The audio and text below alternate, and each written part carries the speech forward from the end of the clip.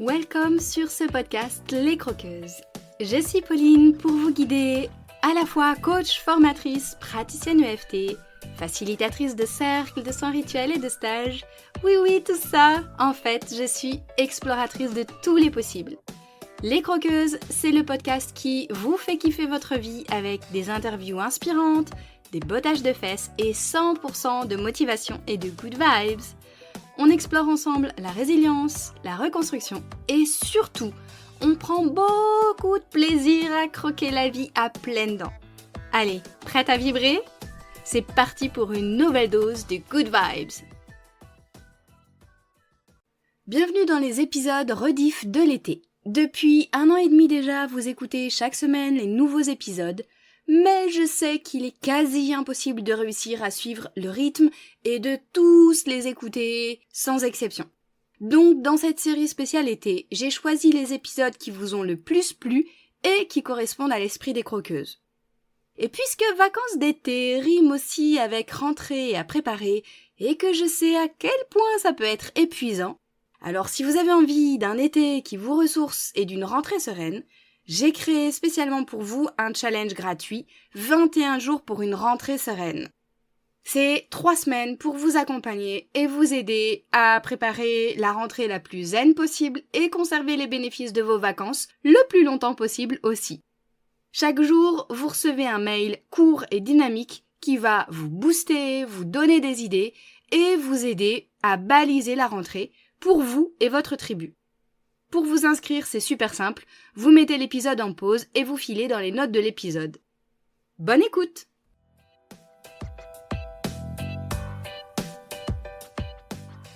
Bienvenue dans l'épisode 7 du podcast Les Croqueuses. Cette fois, je n'ai pas d'invité à mon micro, et pourtant vous allez quand même entendre un témoignage malgré tout. Peut-être que vous l'avez compris, je vais vous en dire un peu plus sur moi, mon parcours et le pourquoi j'en suis là aujourd'hui à animer ce podcast, au fait que vous m'ayez dans les oreilles en ce moment même. Vous avez peut-être déjà écouté l'épisode 0, et si c'est pas le cas, foncez, allez-y. Dedans, je vous ai donné 3 points essentiels de mon histoire et de ma personnalité, et aujourd'hui, je vais vous parler dans cet épisode un peu plus de la maladie. Mais avant tout, j'avais envie de vous mentionner plusieurs ressources gratuites que je vous ai mises à disposition. Vous avez 2 cadeaux qui peuvent vous aider à vous mettre en action et déjà apaiser certains points douloureux. Bon, alors l'épisode 5 était un épisode boost et mes 2 cadeaux sont des cadeaux boost. J'adore ce mot-là et je trouve que ça résume bien mon idée et mon élan de se mettre en action et en route et en mouvement pour obtenir quelque chose. Donc le premier cadeau s'appelle Booste ta confiance. Dedans, vous avez un workbook parce que pour moi, il n'y a rien de tel qu'un véritable passage à l'action pour réussir à instaurer le changement dont on a envie et dont on a besoin dans notre vie. Et vous avez aussi dedans un protocole EFT simple et sympa pour apporter un peu de légèreté et de confiance. Et ça, c'est plutôt chouette. Le deuxième cadeau dont je vous parle s'appelle Booste ta fin d'année. Oui, bon, d'accord, petit détail, nous sommes en ce moment même, au moment où j'enregistre cet épisode, au printemps. Mais il n'y a pas qu'en novembre qu'on peut ressentir du stress, de la charge mentale et des peurs. Donc vous avez là aussi dans ce cadeau un super protocole EFT pour amener de la fluidité. Et il y a aussi une méditation guidée autour des peurs.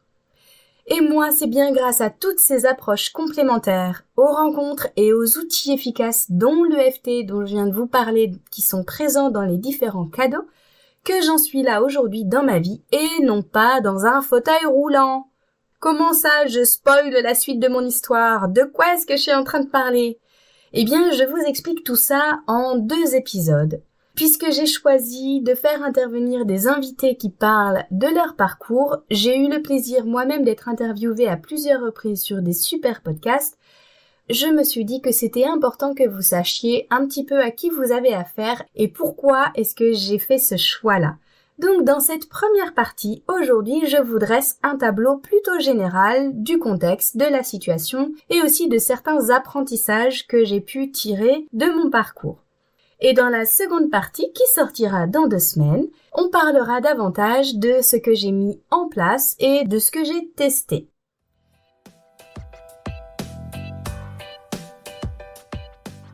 Première partie, on y va. Et si c'était un roman? C'était un beau matin de printemps, alors que le soleil gagne du terrain sur la nuit. 7 heures, son réveil sonne. Elle tourne la tête et rien.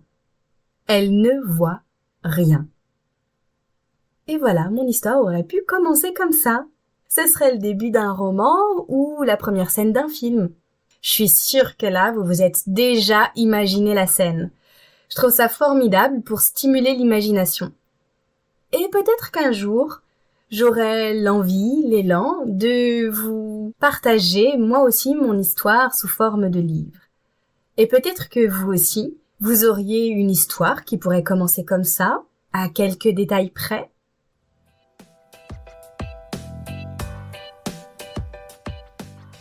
En 2, le choc de l'annonce. Si je reviens à mon histoire, puisque vous avez compris, je parlais de moi, un matin, quand mon réveil sonne et que je tourne la tête, je ne vois absolument plus rien de l'œil droit. Mon œil gauche voit, mais pas mon œil droit. Évidemment, je me rends compte qu'il y a un truc qui cloche, c'est quand même pas normal. Du coup, je file aux urgences avec une amie. Et là, on me propose d'être hospitalisée dans la foulée parce qu'ils ont compris eux aussi qu'il y avait un truc qui clochait. Eh bien moi, je décide que non, je ne serai pas hospitalisée ce jour-là parce que ce jour-là était hyper important pour moi et c'était la concrétisation de 9 mois de boulot en tant que bénévole. J'étais à l'époque dans une école d'ingénieurs en agroalimentaire sur Rennes.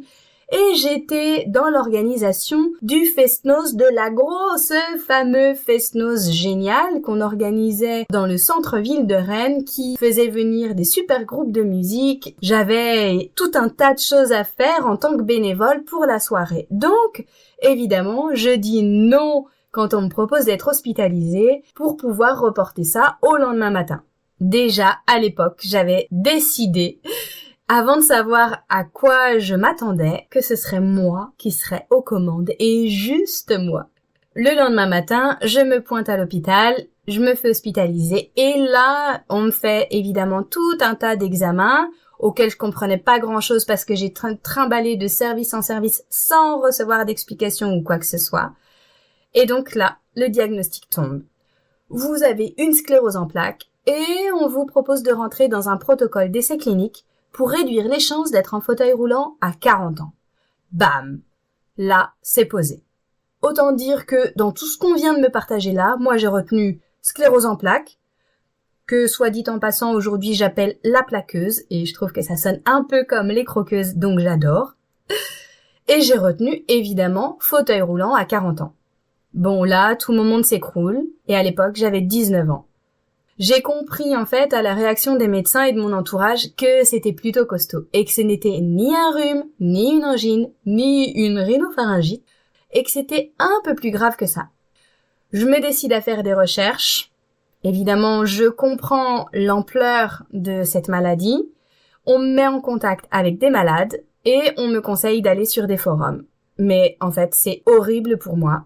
C'est quelque chose que je ne supporte pas parce qu'en fait ça me dépeint un tableau hyper sombre et très pessimiste et surtout duquel je ne vois absolument pas d'issue favorable et positive. En fait, je voyais que des personnes en souffrance, en fauteuil roulant, en invalidité, en reconnaissance de travailleurs handicapés. C'était terrible pour moi à l'époque, j'avais 19 ans et surtout quand mon monde s'était écroulé, pouvoir garder une lueur d'espoir était pour moi la seule et unique porte de sortie, sinon c'était évident que j'allais m'enfermer dans quelque chose de terrible duquel je ne réussirais pas à sortir.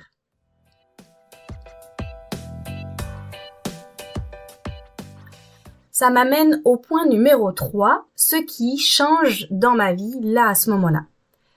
Si je fais un petit feedback, quelques années en arrière, en fait, je sentais, moi, au fond de mes tripes, depuis un petit moment, que j'étais faite pour être mère. Oui, c'est un peu bizarre dit comme ça, mais en fait, je l'avais dit tel quel. J'avais 18-19 ans, au lycée, j'avais dit ça à 2 copines à l'époque, et c'était quelque chose que j'étais incapable d'expliquer et qui venait vraiment du plus profond de moi-même. Donc forcément, ce qui change avec le diagnostic de la plaqueuse comme incruste, c'est que je me dis qu'en fait, on voudra pas de moi avec ça, et que ce sera pas possible, et que ce rêve-là, ce désir incroyablement profond que j'avais en moi, ne pourrait pas se réaliser, parce que je me disais qu'avec cette grosse valise à traîner, personne ne voudra de moi, personne ne pourra m'aimer en fait. Autre chose qui change pour moi à l'époque, en fait, c'est que je suis directement rentrée dans un protocole d'essai clinique. Du coup, je suis suivie tous les 3 mois à l'hôpital, on me délivre des boîtes d'injections à garder au frais. Donc t'imagines la place occupée d'injections quotidiennes à délivrer pour 3 mois que je dois garder dans le frigo. Ça occupe évidemment la moitié du frigo. Et évidemment, quand je me fais mes injections tous les jours, que j'ai des douleurs insupportables à chaque moment de l'injection, à chaque piqûre, comment est-ce que je peux oublier que je suis malade? Donc c'est ça qui change aussi dans mon quotidien, c'est que chaque jour qui passe, chaque piqûre que je dois me faire me rappelle que je suis malade. Donc comment, à 19-20 ans, je peux me construire une identité propre qui n'a aucun rapport avec la maladie, quand tout ce que je fais dans mon quotidien, ouvrir la porte du frigo, devoir me faire mon injection, me doucher et sentir les indurations et les points de douleur sur mon corps liés aux injections quotidiennes que je me faisais, tout me ramenait à la maladie. Et pourtant, en fait, j'avais hyper envie de faire comme avant, de faire comme si il y avait rien, tout ça pour tenir le coup, en fait, et surtout, réussir à construire quelque chose malgré tout ce qui s'était écroulé. Certes, mon monde s'effondre, comme je disais, c'est terrible, j'ai 19 ans, je me dis qu'on ne voudra pas de moi, je vois tous les jours, tout me rappelle au fait que je suis malade, et pourtant, je veux faire comme si tout allait bien, et comme avant. Et donc là, je me découvre une force nouvelle, une volonté incroyable. Je brave beaucoup d'interdits. Et là, je vais vous parler d'un moment de ma vie qui a été hyper crucial pour moi. C'est que j'ai réussi à braver les interdits pour partir au Mali, alors qu'à ce moment-là, j'avais 20 ans. Ça faisait 1 an et demi que je vivais avec la plaqueuse. Je ne marchais plus 100 mètres. Mes traitements à la base ne pouvaient pas m'être délivrés pour plus de 3 mois. Alors que dans le contexte dans lequel je suis partie au Mali, il s'agissait d'un stage pour valider ma 4e année d'école d'ingénieur, et il devait faire minimum 4 mois ce stage pour pouvoir être validé par mon école. Et donc comment je pouvais faire pour partir avec des traitements pour 4 mois, sachant que normalement ils m'étaient délivrés pour 3 mois. Résultat, j'ai réussi à convaincre les médecins, parce que oui, j'ai une grande force de persuasion. Je suis partie 4 mois avec tout un tas de glacières pour toutes mes piqûres. Il a fallu que sur place je trouve un endroit avec un générateur électrique qui pourrait conserver tout mon traitement au frais en cas de coupure de courant dans la maison où j'étais logée. Donc j'ai mis en place toute une logistique, tout un contexte favorable pour effacer à la base tout ce qui me rappelait comme conditions matérielles et logistiques que je ne pouvais pas partir. C'est bon, j'ai réussi. En fait, c'était comme un besoin irrépressible pour moi de me prouver que je pouvais malgré tout faire comme avant. Aller en Afrique, c'était un rêve que j'avais depuis toute petite. Et même si les neurologues me déconseillaient d'aller là-bas ou dans des pays chauds à cause de la chaleur et de ses effets indésirables en fait, et de tout ce que ça incluait sur la conduction nerveuse, même si aucune condition n'était réunie pour me faciliter le séjour, j'ai déployé tout ce qu'il fallait pour y arriver. Et aujourd'hui, avec du recul, mais qu'est-ce que j'ai bien fait? Je me remercie d'avoir fait ça. En fait, c'était la première fois que j'ai eu cette audace-là. Et c'est là que j'ai bâti et que j'ai posé la première brique pour réussir à me construire ma propre réalité, en fait. Donc, j'ai quitté tous les forums et j'ai fait le choix de ne plus me renseigner ou d'être en contact à ce moment-là, en tout cas, avec d'autres personnes atteintes de cette même maladie, parce que, comme je disais, je veux construire ma propre réalité. Et ça m'amène au 4e point.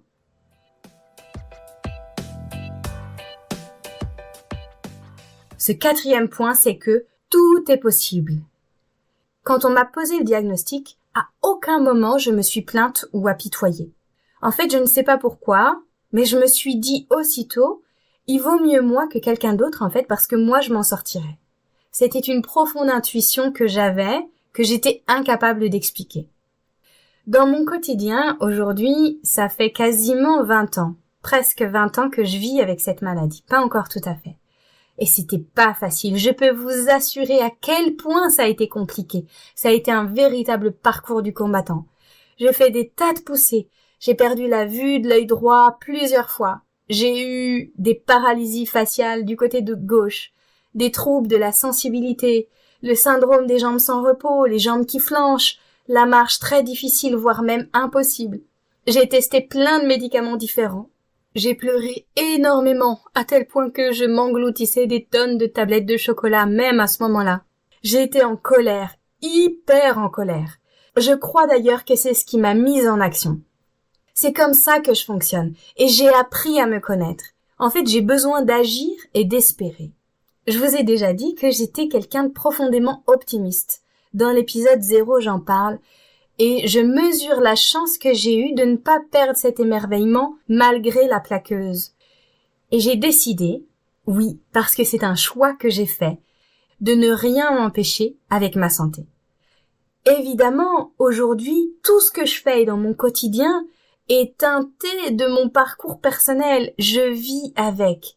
Donc j'ai dû déployer tout ce qu'il faut, toutes les conditions nécessaires et réunies pour aujourd'hui pouvoir vous parler et témoigner. J'ai une bonne hygiène de vie, j'ai appris à être à l'écoute de mon corps et de tous mes signes de fatigue et aussi de chaque petit moment crucial avant les poussées inflammatoires. J'ai appris à les repérer, à les observer, tous ces petits signes qui paraissent peut-être insignifiants pour les autres, mais moi je me connais tellement que je sais que ça veut dire que je suis allée trop loin, que j'ai puisé dans mes réserves, que je n'ai pas été suffisamment à l'écoute, et surtout que si je continue à ce rythme-là, sans ralentir, sans stopper, sans m'écouter, eh bien je risque d'aller jusqu'à une poussée inflammatoire, peut-être irréversible, de laquelle peut-être je ne récupérerai pas. Donc aujourd'hui, dans mon quotidien, je ne nie pas la sclérose en plaques. Je construis avec. Et surtout en ayant l'intime conviction que tout est possible. Et ça change tout dans ma façon de voir les choses.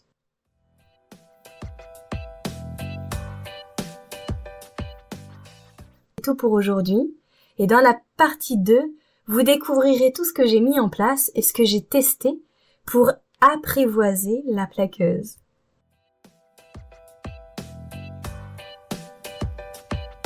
Merci d'avoir croqué l'épisode avec moi jusqu'au bout. Et s'il vous a plu, qu'il vous a donné le sourire, partagez-le et notez-le sur votre plateforme d'écoute préférée.